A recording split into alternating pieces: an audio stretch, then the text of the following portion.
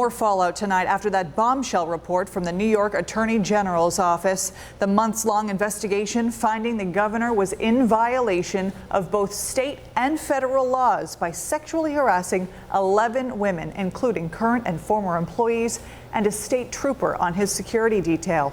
Yet in the hours after those damning details were released, Cuomo says he has plenty of work to do for New Yorkers. A new Marist poll shows almost 60% of New Yorkers surveyed say Cuomo should resign. If he does not step down, 59% say he should be impeached, and 78% of New Yorkers say it's just time for someone new.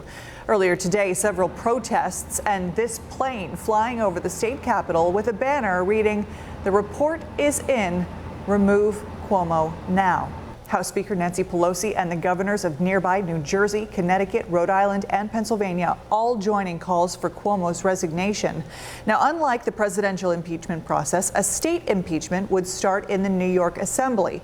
It takes a majority to impeach the governor and then a 2/3 majority in an impeachment court to convict him.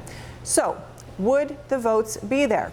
Our own Ali Tui spent the day reaching out to all of our local lawmakers to get their pulse on the impeachment process. It's time for action. That time is over for calling for resignations. It is time for this impeachment to move, and it is time for it to move now.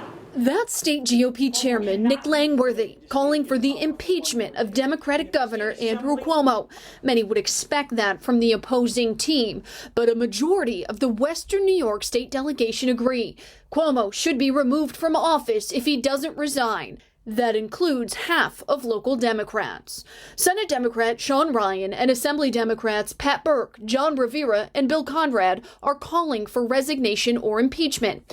Senator Tim Kennedy says he should resign and the Assembly should move forward with the Cuomo impeachment process. But Kennedy stopped short of calling on his own House to do the same, since he would be a juror in an impeachment trial.